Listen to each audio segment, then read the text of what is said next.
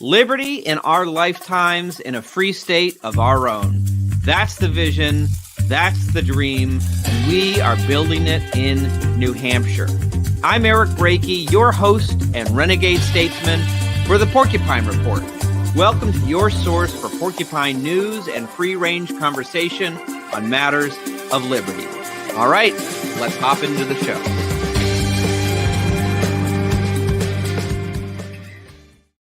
Hello and welcome everyone to the very first episode of the Porcupine Report. It means so much to me that you are tuning in for this first episode of what is a new show produced by the Free State Project. I am your host, your renegade statesman, the new executive director of the Free State Project, Eric Brakey. And if you're new to the show, which of course you are because this is episode 1, you should know that I'm going to endeavor to bring you a new episode of this show every single Wednesday with news about what's going on with the cause of liberty as it relates to both free staters in New Hampshire and just, well, what we care about happening across the country. So we're going to be sharing liberty news and also having great conversations with people who are doing great work advancing the cause of freedom. And today we're going to be focusing on Defend the Guard, which passed in the New Hampshire House of Representatives recently, and talking with a state legislator, Tom Mannion, who was a key individual in leading the charge in the New Hampshire State House there.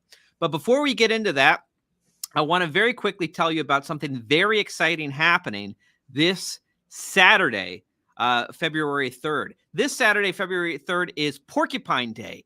It is the anniversary of it's the 8th anniversary of the day that the 20,000th libertarian pledged to move to New Hampshire, triggering the move for the Free State Project. And in the years since, people continue to move to help create the liberty homeland here in New Hampshire. So this Saturday, February 3rd, we are celebrating, and I would love it so much if you can join us. So join us for good times, good food, and good people. Enjoy a few drinks and delicious hors d'oeuvres. It's going to be at the Millyard Museum in Manchester from 6 o'clock to 9 o'clock. Connect with New Hampshire Porcupines, hear from leaders, including myself, about the forward vision for the FSP, and catch a sneak preview of the forthcoming Free State Project documentary. Very exciting. I'm looking forward to that one. But to celebrate the launch of this show, we are having a flash sale on the for Porcupine Day tickets. So for the next 24 hours only, you can go to fsp.org/porkday. And while you're there, you can enter the discount code Pork Report for 50% off your Porcupine Day ticket. Act quickly. This is a flash sale. It won't last. It's just to celebrate the launch of this show and how much I appreciate you joining us for the very first episode of the Porcupine Report. All right, let's get into the news. So as I mentioned, something monumental happened. I think history is in the making. I'm very excited about this. The New Hampshire House of Representatives, in a historic vote with a bipartisan majority of 187 to 182, passed Defend the Guard legislation to bring the New Hampshire Guardsmen home from undeclared foreign wars. The New Hampshire House of Representatives is just the second legislative body in America to pass Defend the Guard legislation after the Arizona Senate passed it last year.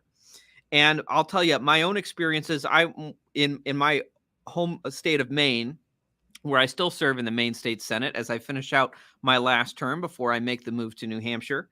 I was the sponsor of Defend the Guard last year, and I was proud, after 10 years, of folks fighting for Defend the Guard, right? Actually, little fun fact, the first legislature where Defend the Guard was ever put forward was in the Maine legislature in 2011 by then State Representative Aaron Libby of Waterboro, Maine, who's since gone back to his apple farm and like so many good politicians do, the good ones, right? You go, you serve, you go back to the farm like George Washington did.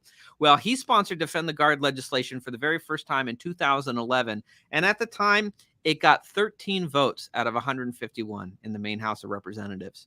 10 years later, I was excited. I guess more like 12 years later, I was excited that we got all the way up to 53 votes in the Maine House of Representatives, a third of the body, not a majority, still far short, but further than it had ever come, and exactly one vote in the Maine Senate. I made a compelling case. I did the best I could. I guess I was unpersuasive to my fellow senators who are a little too worried about rocking the boat when it comes to the military-industrial complex. But that was nothing compared to what happened in the New Hampshire House of Representatives. Tremendous growth in support in New Hampshire, passing the House. In a moment, we're going to hear from Representative Mannion about how exactly this happened. This monumental victory happened. It still has to pass through the Senate. There's much further to go, but a historic moment. But what was really exciting, I mean, of course, I was very excited to hear that it passed. That's the most exciting thing. But one of the secondarily most exciting things is the national recognition that this is getting, raising awareness about the discontent that so many of our combat veterans have for these forever wars that go on without end in Iraq and Syria and so on. I mean, we just lost troops in Syria just recently. And why are we even over there? We'll talk about that in a moment. But Fox and Friends of all places, reported on the passage of Defend the Guard in the New Hampshire House of Representatives and had some really great things to say about it. Hey, Justin, can we cue up that clip?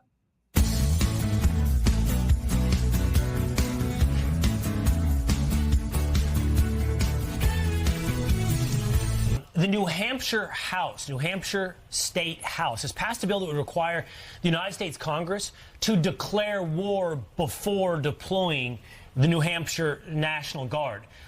Quote from the bill real quick reads as follows. Article 1, Section 8 of the United States Constitution vests the Congress with the exclusive power to declare war, and by abdicating the war powers to the executive branch, the United States Congress has failed to follow the United States Constitution and the intent of the founders, Pete. This caught my eye. It's a really interesting development. Right now, this is New Hampshire only. And New Hampshire is simply pointing out that it's supposed to be Congress that declares war. It has become an executive branch function. And as a result, unless the Congress declares war, New Hampshire doesn't have to send troops for foreign wars.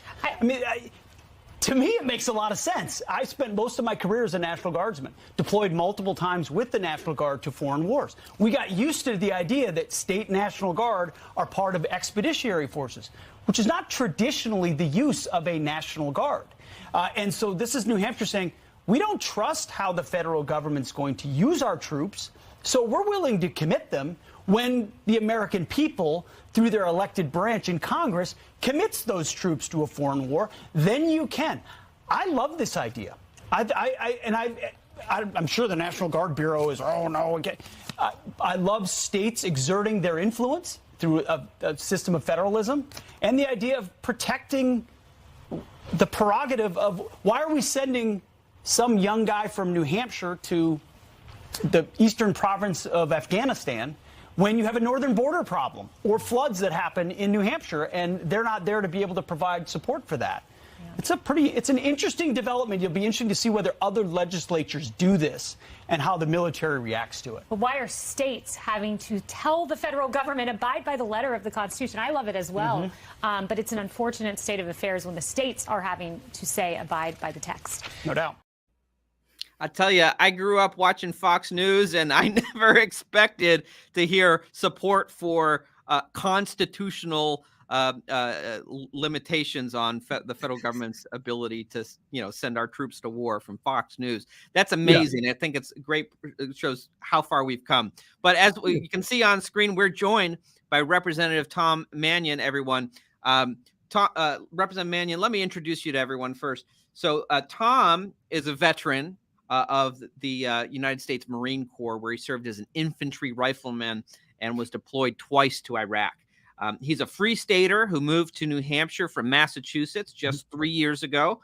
And on a promise to defend freedom and not to mass up New Hampshire, like I know people are often worried about from those folks from Massachusetts, the people of Pelham elected Tom as their representatives in the New Hampshire House. And in his first term, he's already making history. championing Defend the Guard legislation, one of the individuals who really worked this through the New Hampshire House, seeing it passed in only the second legislative body in America. Mm-hmm. Representative Mannion, thanks so much for joining me. It's so awesome to have you on. Thanks for all the work you're doing. Yeah, thanks for having me. This is fantastic. I'm glad I'm on the inaugural episode. This is cool. Well, I knew on the first episode, I was like, what are we going to talk about? Well, what am I most excited about? Defend the Guard passing the New Hampshire House. I mean, I just remember 12 years ago when I was just getting started in politics. I was just like a young kind of ragamuffin, like liberty, activist, getting involved with kind of the Ron Paul effort. And knowing that one of my mentors, Representative Aaron Libby, had sponsored it in the main house, and it got 13 votes out of 151. It's like, wow. And I'm told that the governor of Maine at the time, Paul LePage, pulled Representative Libby into his office. Like, you got to withdraw this bill. What are you doing with this? This is radical. I don't even know what to do with this. And credit to him, he said, well, I don't expect it to pass, but I am not withdrawing this bill. It is important, and we're going to get a roll call vote. Absolutely.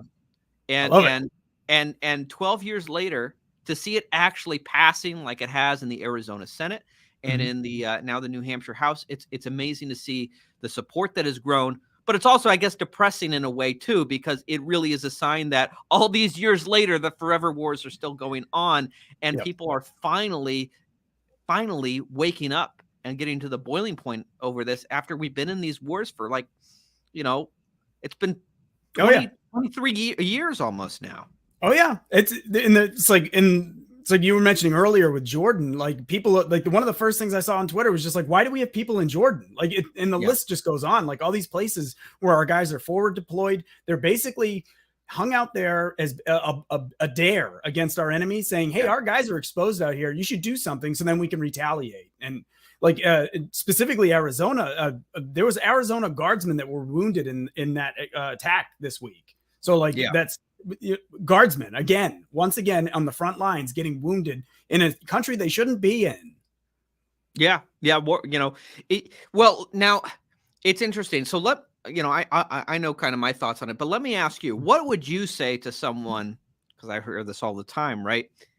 The National Guard is in an interesting position because they've got a state mission and a federal mission, and the state, it doesn't have the authority to stop them from deploying on their federal mission. That is up to the federal government. And who are you as a puny New Hampshire representative to tell our great and benevolent overlords in Washington, D.C. that they can't have our troops?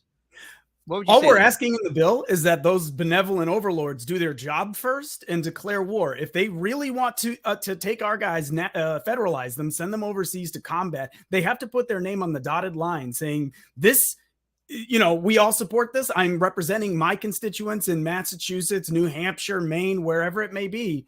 And they're going to put their name on the dotted line for that war declaration so that we, the voters, can then go to the ballot box and vote those warmongers out.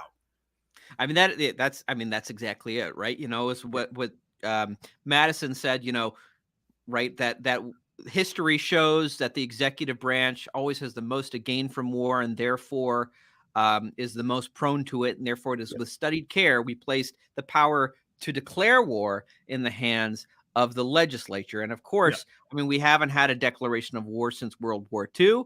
We've had certain kinds of congressional authorizations, some of them pretty weak, like AUMFs, where we're not declaring war, but we're going to tell the president, we're giving you the authority to decide. So we've got some plausible deniability and all this. But at least, like with Afghanistan, there was an AUMF. At least with Iraq, there was an AUMF. I mean, it falls short of the constitutional standard, but at least there's something. But like Syria, like I remember Barack Obama went to Congress to get an AUMF for Syria.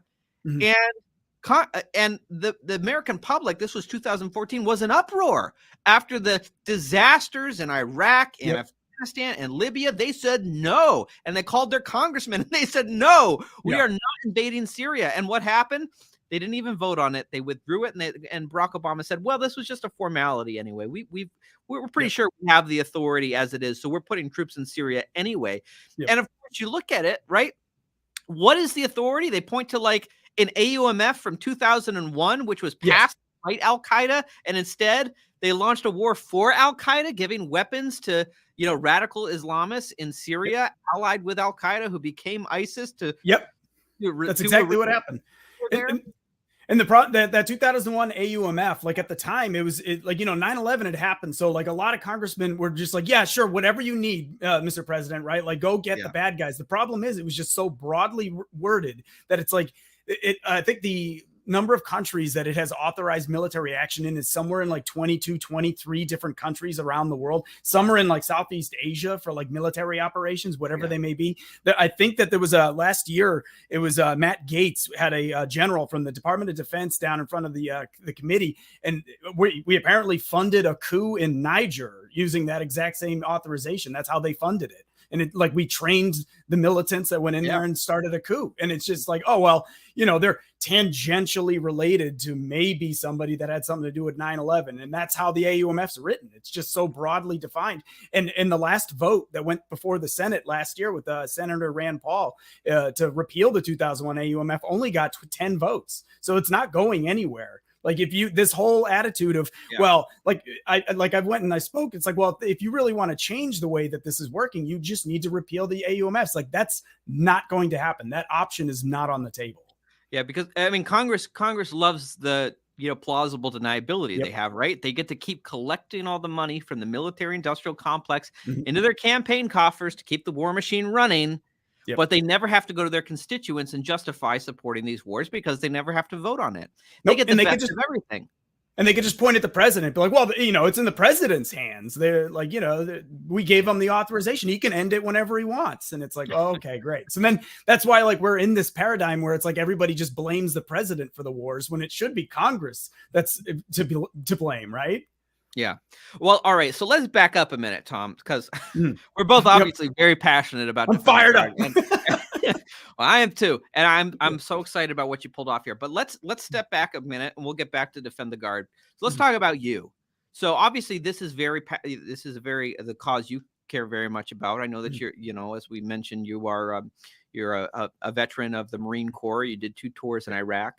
Why is this issue so important to you? Why, when you are serving your first term in the New Hampshire House, are you not trying to tweak some little regulatory thing that doesn't matter at all? Why are you going after the military industrial complex and trying to fight against forever war? Why is that your charge in your first term? Aren't people telling you take it slow, buddy? You're in your first term. You'd be surprised. At my old home day in Pelham here, I met several people. I wrote an op-ed in our little tiny newspaper for our town, and there was people that were coming up here recognizing, I was wearing a Defend the Guard t-shirt at our old home day at the GOP booth, and they're like, yes, and they're all about it. So there's a lot of support in the town for this. But as far as my, I was deployed to Iraq in 05 and 07. That was the surge, right? That's where they were putting as many people as they possibly could. There was a stop loss on the Army. You weren't allowed to leave. The Army guys were going on 18-month deployments. They were sending everybody they could possibly get in country. So I was there during the surge. And the attitude of everybody on the ground, including some of the leadership, was just like, what is the mission here? We're clearing these towns. We're looking for insurgents, but the insurgents wouldn't be here if we weren't here. What is the mission? We had an election and the people in Al Anbar province didn't even like the constitution that we tried to shove down their throat. We're there providing security for these elections. And they're all like, no, we don't want anything to do with the government that you're trying to force upon us. And it's like, okay, so what do? We just sit here and force them to have a democracy they don't want? For how long? And that's I never had the opportunity to go to Afghanistan. That was the entire reason I enlisted to go to Afghanistan, to go find bin Laden. Never got that chance, got lied into Iraq twice. And between my 05 deployment and my 07 deployment, we were supposed to be doing this transition where it's hand off operational, the operations to the Iraqi army and the Iraqi police. It just didn't happen. it never materialized. Like we would do these clearing ops, and the Iraqi army were supposed to be taking point. We went 2 houses into this massive weeks long clearing operation along the Syrian border, and we're just like, whatever, take them out, like just send them back. Like they're not even helping. They don't know how to clear doors after all the training we allegedly gave them. You know, the millions we spend training these guys. They're just don't care. Like none of them cared. So we just sent them home. We did the entire operation ourselves. Massive waste of time, waste of life. Like it's like after all that, we pull out, and then ISIS just like seizes the entire area that I was operating in, the entire Western Al Anbar province, and it's like all for nothing. Then we had to go back. We still have people in Iraq right now. Like we went back to Al Assad after we pulled out of the country. We're still there. We're out there getting like, but and the rest of the country aligned with Iran. Iran, exactly. After all that.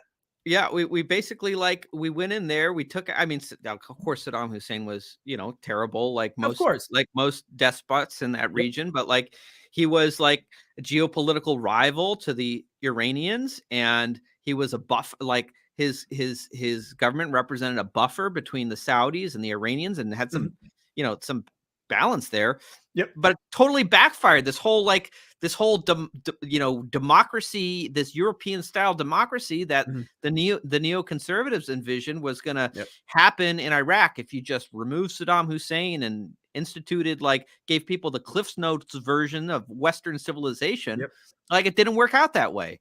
And it seems like we've just been like, to try to placate all of these different geopolitical players, like after the fallout of the disaster of Iraq, like we are just getting caught in conflict after conflict that has nothing to do with us, that has no benefit to the American people. It's wasting our blood, wasting our treasure. I mean, you look at Syria, as I understand it, like the whole reason we're in Syria was to try to placate the Saudis because they were upset about Iraq falling under the sway of the Iranians. Exactly. And so it's like, to carry on. So like I come back from my second deployment after seeing no progress into, like, I've been in the Marine Corps 4 years. There's no way I'm going to re-enlist because I'm not going to go back there again. Like, why would I do that? So I get out, and that's when I find Ron Paul, like 07, 08. I learn about him, and it's nice to see. It was refreshing to see a voice from the conservative side that was talking about fiscal responsibility and ending the wars when it was unpopular as a Republican to be opposed to the wars. Like everybody was all on the George W. Bush bandwagon, the John McCain's, all those neocons. They wanted these forever wars. So that's like how I became introduced into like the libertarian philosophy. It's like, oh, I finally found a political home, because I wasn't, the Democrats, like they had, like, I'm kind of like socially progressive, I guess, in that way, and some stuff, like I let live type attitude that they used to have before they become, like a 90s liberal, right? Before exactly. The left. Yeah, exactly. They've completely changed into a cult now. It's weird. So that they're their own religion. I met the 90s liberals. They believed in free speech and civil liberties, and I don't know. The Trump era just like broke their brains. Yes, exactly. But it's like, so Ron Paul became like my idol. And then, I kind of like was on the back burner and all that stuff. And then I learned, like, after lockdowns and all that stuff, and I moved to New Hampshire, I decided I was going to run specifically to help get emergency, state of emergency reform through. Because they, like, that was the one thing from that whole, like, the Republicans did really well in New Hampshire, like locking down all kinds of, like, government overreach that was in place. And like one of the things that we couldn't get through, they couldn't get through, I wasn't there yet, was state of emergency reform. I managed, like, that's what I ran on. But then as I was running, I like ran into Derek Prue, who's with the the Bring Our Troops Home and the Defend the Guard in New Hampshire. And he was explaining this bill to me. And I was like, this is amazing. This is like a way for the state to push back against the warmongers in DC. Because I thought this was like pushing back against the warmongers was just like this dream out there of like, oh, well, if I ever decide to run for Congress, maybe I can do something about it. But it's like, no, you can do stuff at the grassroots level here and start to make a difference in the world. And I'm like, this is exactly it. And I was just like, I wanted to be the prime sponsor, but I was like a brand new freshman rep. It kind of looks bad or something, like you kind of get laughed out. It's like, whatever, this kid doesn't know what he's doing. Even though I'm like almost 40, but it's like, compared to some of these guys at the State House, I'm a kid, but they gave it to they gave it to like a senior rep, and they're like, you're going to be prime. But it's like, I was like, I'm going to do everything I can in my power, even as a new guy, to just like, I'm going to build alliances. I'm going to like learn about like who the free staters are in the state house. Like, be like, okay, you guys, we're all on the same page here. You tell two people, and then they tell two people. And we try to do that across the Republican base. And the problem is we hit with our damn wall. Like we have this 50-50 line in the state house. So it's like half Democrats, half Republicans. If like 2 or 3 Republicans say they're going to oppose a bill, it's going to die. So right? Yeah. So what I needed to do is I actually reached across the aisle and I found anti-war progressives. And I was like, well, like I was saying, like, they're increasingly rare species, but they still increasingly rare. And like some of them express frustration about that like their party is like, it ends up being like whoever's in the White House, right? Biden's in the White House. They don't give a damn. They're all like whatever wars Biden wants, he gets. Same thing with Obama when Obama was in the White House. Right. Well, what was really sad to see when Trump was in the White House, and Trump certainly wasn't perfect, and he was there's a lot of problems with him. I'm not a defender for Donald Trump, but he did talk about wanting to end some of these wars and bring I mean, he made some, I thought, somewhat sincere, if maybe not as he wasn't as fully committed to it as I would like to see, but efforts to get troops out of Syria. It was amazing to see is Democrats saying you can't take our troops out of Syria. This war that Congress never even declared. Congress was trying to say, they were trying to pass legislation to stop the president from taking troops out of the war that Congress never declared. Yeah, exactly. It was like bizarro world. And it was just, it was just so sad to see how this transformation of the Democratic Party that has taken place ever since. I mean, it's like Hillary Clinton, just they became the party of Hillary Clinton. They forgot all the civil liberties. They forgot all the anti-war. They forgot who they were from the Bush era. When, I remember growing up because, it pains me to admit when I was a younger man, when I was still in high school, we invaded Iraq in 2003. And at the time I was watching a lot of Fox News and Bill O'Reilly and Sean Hannity, and I was kind of brainwashed into all of this. And it's painful for me to admit, but I was a big cheerleader for all this, as I know a lot of people who are libertarians today kind of are reformed neoconservatives who realized the lie they'd been sold upon. When these folks preyed upon our decency and our patriotism to convince us that the good thing to do was to launch mass murder campaigns with no congressional authorization, and that have go on to this very day. But I remember like coming to a point because of Ron Paul and reading The Revolution and finally like coming really to a hard realization that these wars are evil. They're wasteful of taxpayer money. They're wasteful of the blood of our soldiers. And finally coming to some of my left-wing friends and making the hard admission that they were right. You were right about these wars. Only within a few years' time for them to turn around and tell me, actually, I was right back then. They were wrong. And we should be fighting all these wars because Hillary Clinton told us so. Yeah, exactly. It's so sad the way that tribalism works. Just kind of like people are just rooting for their team rather than actually standing firm on principles. Yeah, like Ron Paul taught us to do. Exactly. And it's like the good news is there was I think it was 22 of the Democrats plus 2 of the independents, one was a Democrat, voted for Defend the Guard, because like what I ended up doing is I gave the floor speech, and then I got one of the progressives, Ellen Reed, to give the parliamentary inquiry, and she did a masterful job to flag. It was kind of just like flagging to her side, like, hey guys, it's okay to be anti-war. It's okay to side with the crazy Free Stater guy over there that you might not like, because what he's saying is true. And if it weren't for that, we would not have passed it out of the House, because we had 26 neocons in the party still on the Republican side that voted against it. So they haven't crossed over and become Democrats yet, like Bill Kristol? No, not yet. No, I think they're holding out hope that like all the Free Staters get bored and like leave the state house or something. I don't know. How's that working out for Nikki Haley? We're not going anywhere. Exactly. It's so funny to me. It's kind of a side topic, but not so much. I mean, watching Nikki Haley, of course, you had the big, the presidential primary in New Hampshire. Everyone was watching New Hampshire, and Nikki Haley, people were thinking maybe she's got a chance. And, I guess she got a lot of votes from independents, but like you look at the votes she got, it was like among Republican voters, it was 3-1 against her. Yeah. And it's so funny for me to hear her talk about being a fiscal conservative, right? It's like going back to like the old kind of Bush era where it's like, I'm a fiscal conservative because I'm willing to talk about entitlement reform, and Donald Trump isn't. And hey, that's fair. Look, there's fair conversations we need to have about entitlement reform. Sure. But how do you call yourself a fiscal conservative when you're just saying, well, we want to cut spending on Social Security so that we can transfer it over to the empire to fight trillion-dollar wars that go on without any end? How do you react to that as someone who served, to someone like Nikki Haley talking about being a fiscal conservative while ramping up the war spending?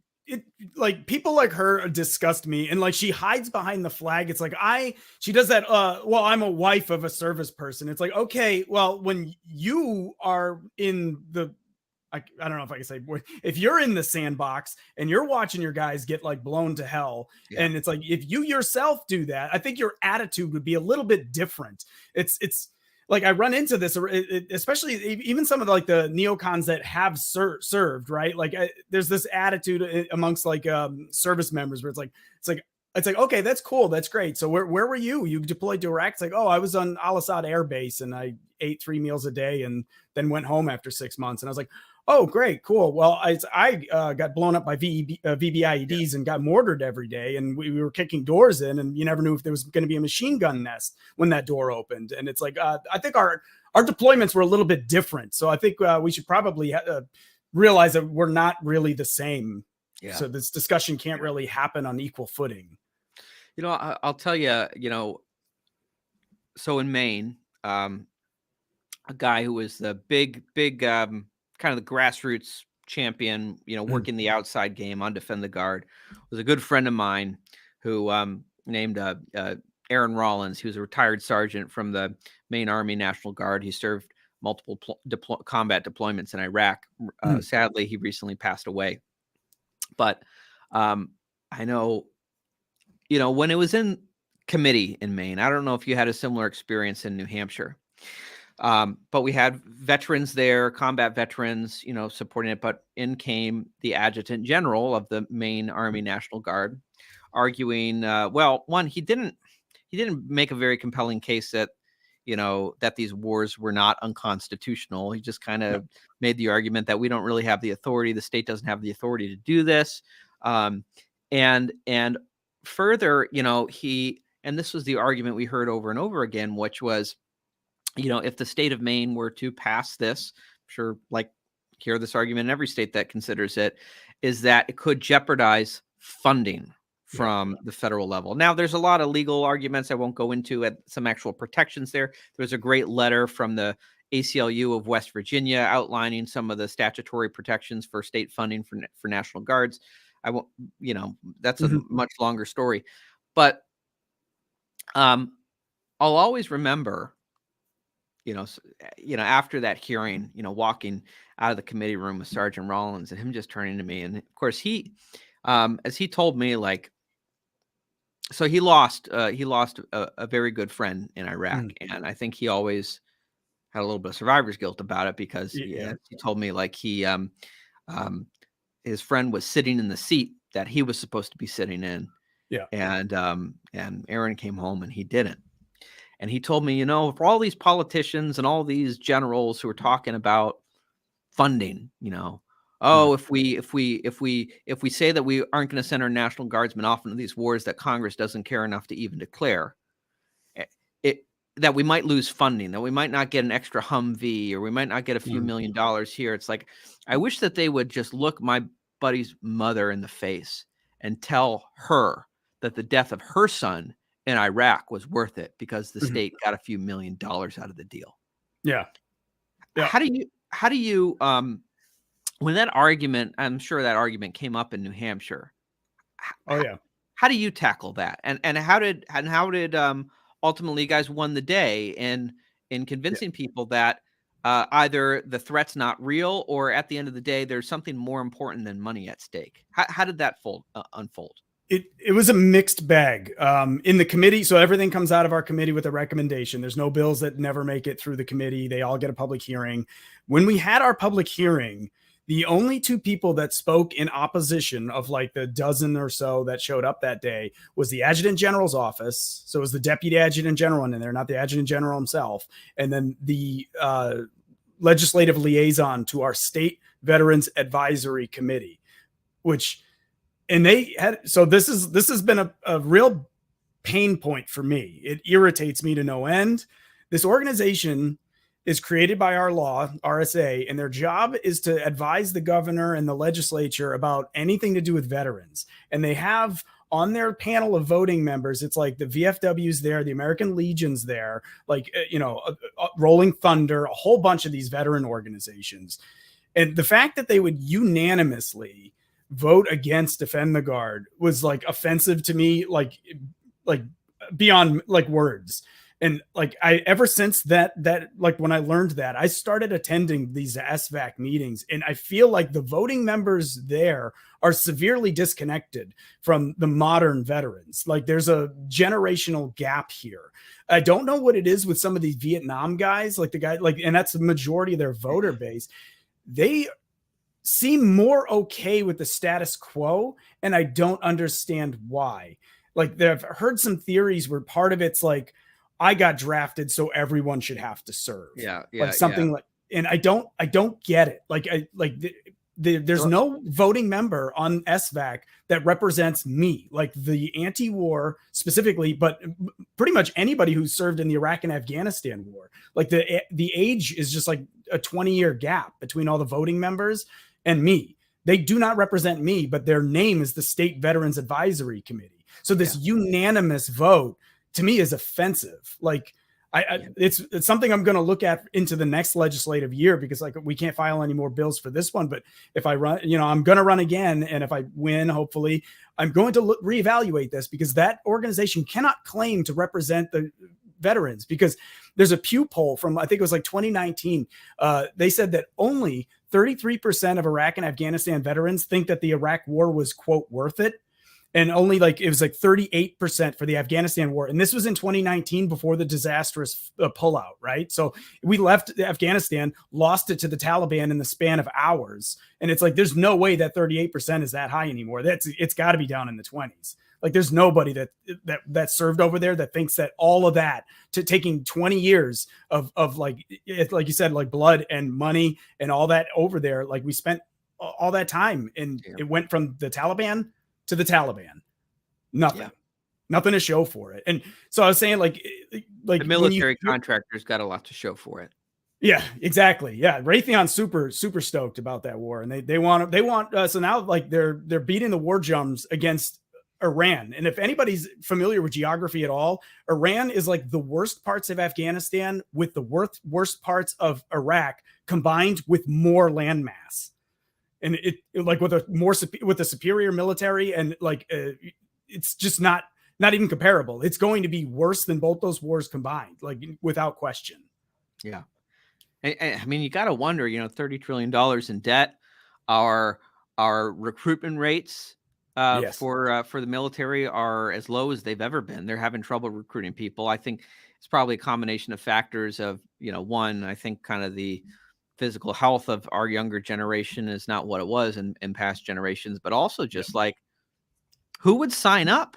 I mean, the morale is terrible. I mean, 2 decades of forever wars that Congress doesn't even care about enough to give people the dignity of like signing their names to it and articulating a clear mission. Like, why would you sign up for the military? I hear this over and over again. And it seems like, I don't know if like they can't put 2 and 2 together. Like why recruitment rates are so low. I mean, it's it just makes you wonder, like if they want to launch a war with Iran, if they want to pick a fight with Russia, they're talking about war with China, like defending Taiwan for microchips. Yeah, like they've got so many enemies they're arbitrarily adding to the enemies list. It's like one thing to say, hey, we're rival with this country, we're going to compete with them economically, but no, we're always looking for the next fight to pick. It's like, who's going to fight these wars? And it makes me wonder. So I remember a few years back, there was legislation in Congress to expand the military draft to not just men, but also to women. And of course, at the time, they say, well, this is about equality. This is about, of course, we haven't had the active use of the military draft since the Vietnam War, ever since Milton Friedman kind of really put the stake in the heart of conscription, and we moved towards an all volunteer military. But you have people, so it seems like, oh, hey, great equality and all of that, because this isn't a real thing, right? There isn't a real threat that they might bring back the draft. Mm-hmm. But you hear some of these congressmen, both Republicans and Democrats, on the floor of Congress talking about, they're dreaming about a day where it's like, there might come a day when we need everyone, regardless of race and creed and gender, to funnel them into the war machine and the meat grinder. And it's like, boy, all of this talk of equality, it sounds wonderful until you think about what it's for. Yeah. It's for taking our sons and our daughters into wars that, frankly, they don't even care enough to declare. No. How do you, so I don't know if you're very familiar with kind of that effort that's been on the federal level, try to expand the draft. Interestingly enough, I do have a bill filed right now that I'm going to be speaking on Thursday. It was kind of a shot across the bow for this. It's like selective service sanctuary. So it would be that the New Hampshire police and anybody cannot cooperate with the federal government to with the draft. Like we can't stop the draft, but if like they were to come scoop up draft dodgers or something like that, we wouldn't cooperate with the federal government in that respect. It's probably going to die, but it's the next. It was something I had a brainchild. I was like, I'm going to just shoot across. The entire the purpose of that was to see how SVAC would react, and they also unanimously opposed it, despite the fact that half the dudes on there got drafted in the 70s. So it makes no sense to me. Look, I'm not a military veteran, so some ways I want to stay in my lane and not kind of criticize folks, but it does make you wonder why. You're talking about earlier, like, why is there this generational divide? I mean, considering, Vietnam is held up as like the classic example of a war that should never have been fought, that was completely built on false pretenses, and boy, the body count, it's just atrocious. This is my father's generation. I know he very nearly got called up just before it ended. But boy, it's like people have learned some of the lessons from that. Yeah, I don't know how to explain it. I don't know how to explain like the generational gap. Some of the guys on my committee are Vietnam veterans, and they were 100% behind Defend the Guard the moment they heard it. Like they were with us the entire way, and I'm just like. So I've had allies that served during that, but the voting members of SVAC and even some of the guys at my local VFW are just like, well, I don't know. We don't want the United States to be weaker. And it's like, what do you mean weaker? Do you mean like forward deployed? Like, or because them not being here makes the U.S. weaker, right? Us not having, like, whether it's like foreign invasion aside, like if we get smashed with like a nor'easter or like massive flooding from rains or something like that, they're not going to be here to help. Like the one story that all the Defend the Guard advocates talk about is the Louisiana in 2005 with the Hurricane Katrina. Like there was two big units from the Louisiana Guard that were in Kuwait and Iraq, and they were not available. Not only were they not available, they had a lot of their equipment that they could have used was deployed overseas. So they had dudes coming from all over the U.S. down there, and it's like that's the kind of like instability and not being safe at home that this bill's trying to stop. Like it's not just about invasion. It's not just military stuff. Like the Guard is there to help. Like even during COVID, right? Like whether or not you liked it, like I think the whole thing was a mistake. But like if let's say a real pandemic comes down the pipe and we want to use the Guard to help, with whatever, they're not going to be here. They're going to be in Jordan, apparently, in Syria, and they're going to be, God knows, they might be in Yemen in like next week. Who the hell knows, right? Or at Iran by the end of the month. Yeah. I know in New Hampshire and in Maine, we recently got slammed with some tremendous storms. Yep. I know it was bad in New Hampshire. In Maine, I think it was even worse. Like the coast just got ravaged by this freak windstorm, and people We sent a Black Hawk from our a guard unit or a national or air guard over to help Burlington, Vermont, because it was under like their state house was underwater. Wow. Like that could have been one asset that was not available if it was over in Yeah. Kuwait when they sent our guys over there. Yeah. Because like they just got back from Kuwait like what was it 3-4 months ago. Yeah. Well, let me ask you, you know, this is something, you know, my good friend Aaron Rollins, I remember several years back, he posed this to me. He told me, you know, one of his concerns, not just about, you know, our National Guardsmen not being here for domestic emergencies when they arise, losing lives overseas unnecessarily in wars that can't be declared. I mean, these are obvious things. But I always remember, too, a concern he raised with me about how, you know, the rules of war overseas are very different from how you want people to function domestically. Oh, yes. And how going through the trauma of those wars, when you bring people back home to serve domestically, how that might impact kind of how they react to things here in the States. Is that something you've given any thought to? Yeah. Also, that has bleed over into like law enforcement. By the way, like there's pieces of that. So just to go back to Katrina, when a lot of those a lot of the guard units were in Iraq, Afghanistan, God knows wherever, they took active duty Marine Corps infantry units from Camp Lejeune and sent them down there. Guys that had been training for clearing ops, like, you know, kicking doors in and taking detainees, and they were down there for like humanitarian reasons. But a lot of these dudes are kind of jumpy because we're being trained for a combat situation. So it's like, oh, vehicles driving, and it's like you're in VBIED mindset. So you see like vehicles tearing off and stuff like that, and like, you know, they're raising weapons, and it's like, wait, no, that's not what this is, guys. Like, calm down. Like, they're the wrong people for the job. Yeah. And the same thing happens when you have like these guys that are trained for like search and rescue, whatever it may be, and they're here at the homeland, and then they spend a deployment, God knows wherever, in a combat situation. They're going to come back, and that's in their brain now. Like, it's exactly the PTSD thing. Like, there's tons of stories about these guys, like guys that were in my unit, they'd be driving and like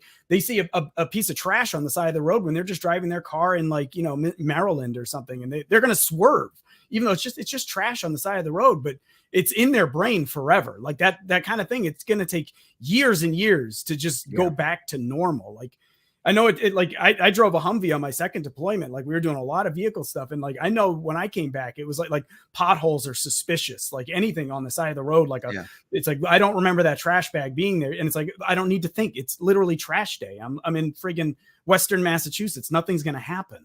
But it's I don't know this for a fact, but I'd heard potentially that was a contributing factor to what happened, you know, in Kent State during the Vietnam era, was folks traumatized from the war itself. I wouldn't doubt it. And like with the law enforcement thing, a lot of these guys get out of like, you come back home and like, if you were in something, let's say like administrative, and when you did your service, right, you can come out, you can kind of become like an accountant, do something like that. Your skills translate. But if you're a guy like me, you did infantry. If you didn't come out and go like the GI Bill and go to college, learn some new skills, a lot of those dudes would just transfer to law enforcement. And a lot of times they'll just like let you right in. It's like, oh, sure, yeah, you're pretty good. We'll just give you like a real quick test and let you right in. We love veterans. But those guys, those are war fighters now, and they're on the streets. They're supposed to be like serving and protecting. But a lot of them, that's not like how they were trained. They weren't trained from the perspective of protect civil liberties and like due process and all that. They were trained with like kick doors in, we'll questions later type of situations. Like snatch them up, throw them on the back of the truck, and you know, some other guy will deal with it. Yeah. Well, I'll tell you, seeing Defend the Guard pass the New Hampshire House of Representatives, I bet you the military industrial complex is getting nervous. What's next? It has to go on to the state Senate now, right? What do you see as the prospects there? And of course, this is a production of the Free State Project, which is a 501c3 nonprofit. We don't lobby, and we certainly can't tell people that if they want to see Defend the Guard pass, that they should call their state senators. That's not something I can tell them to do. But what's next for Defend the Guard, and what do you see as the prospects there? The Senate is a different beast. There's only 24 senators. It's not like Wild West, like the State House, where like pretty much any, young guy who's really motivated, who's willing to 400 knock in the doors. House, and like, what is it in the Senate? Like Just 30? 24. 24.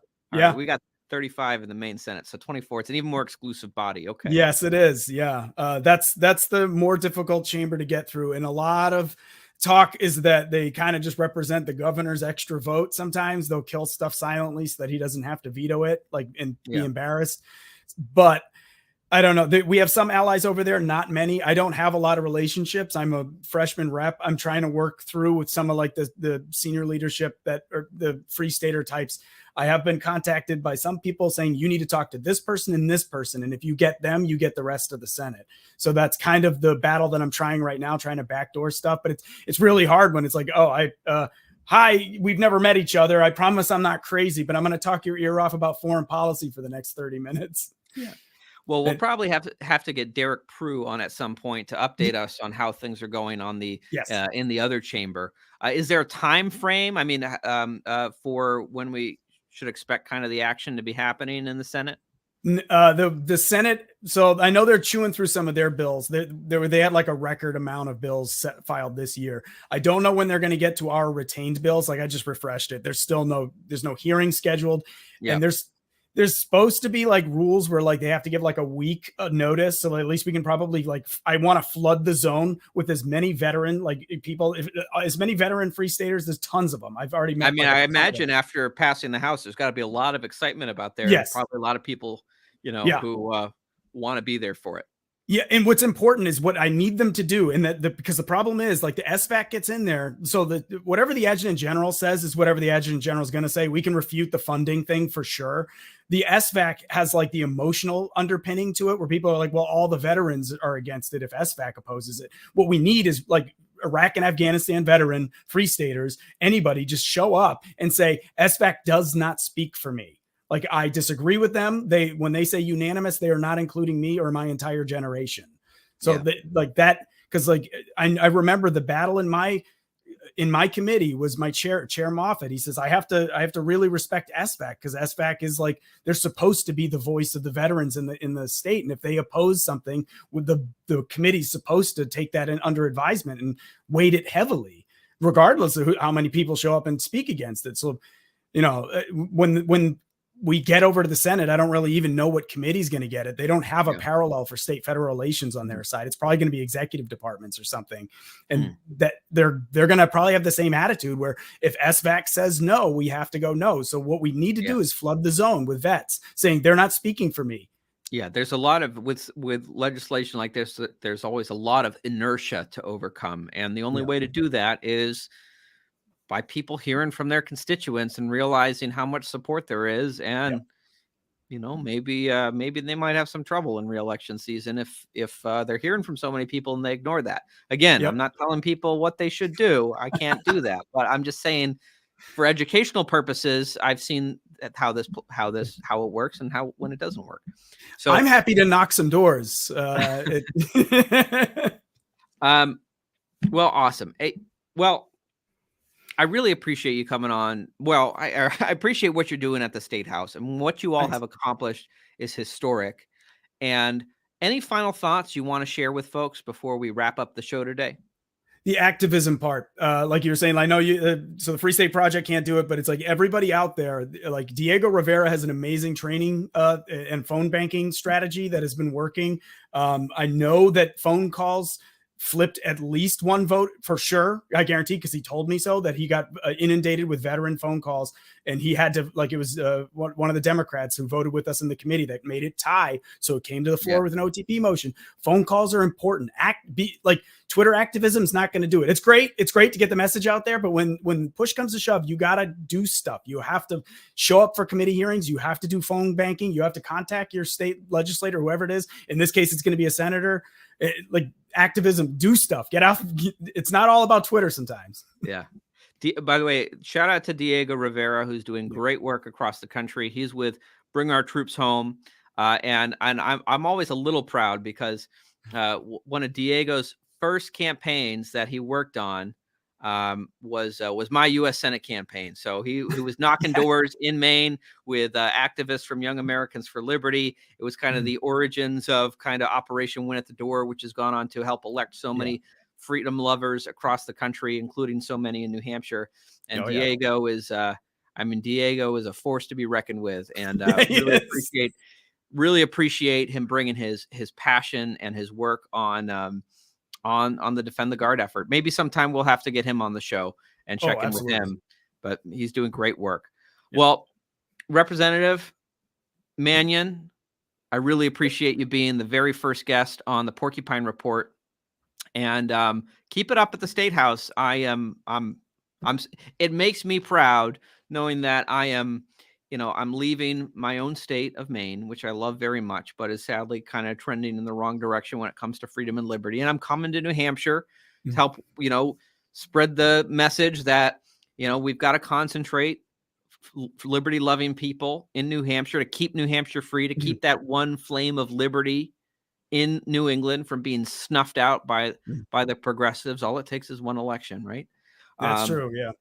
So it makes me proud to see the New Hampshire legislature doing major accomplishments for the cause of liberty and for our troops and our soldiers, like you all pulled off. So thank you so much for your work. It means a lot. Dude, thanks for all the kind words. Thanks for having me on. This was fantastic. Awesome. Well, thank you, Representative. All right, everyone. So thank you so much for tuning in.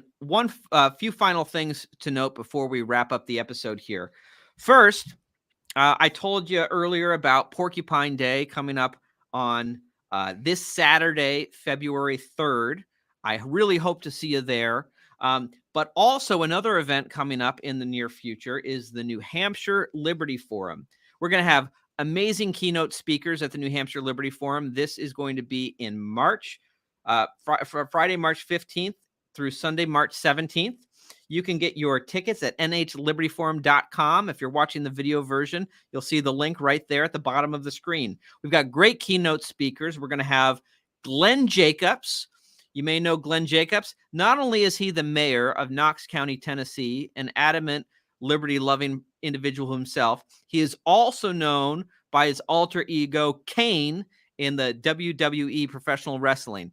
He's probably the only person in the world who can body slam you while quoting Mises and Rothbard.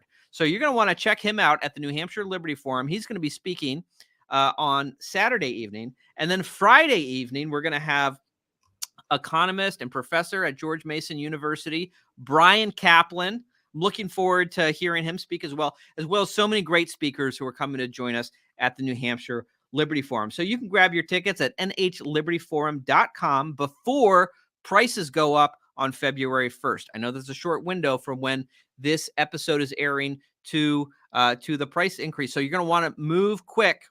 nhlibertyforum.com. Well, we've got early bird pricing. Get your tickets soon. And if you join us this Saturday at Porcupine Day, remember fsp.org/porkday with discount code Pork Report. You can get a discount there. You can also at Porcupine Day, you can get a discount for the New Hampshire Liberty Forum. So 2 events, 2 discounts. What a deal. Don't miss out. Come join us. I'll see you Saturday and then see you in March for Liberty Forum. All right, everyone. Thank you so much. Again, this has been our first episode. We're going to be coming to you once a week, every Wednesday. Be sure to watch out whether you're watching on video on any of our platforms with the Free State Project, or you're listening in the audio podcast feed on whatever podcast platform you're listening to. I really appreciate you joining us, for being a part of what we're doing. And furthermore, my opinion is the Federal Reserve should be destroyed. Thank you, everyone.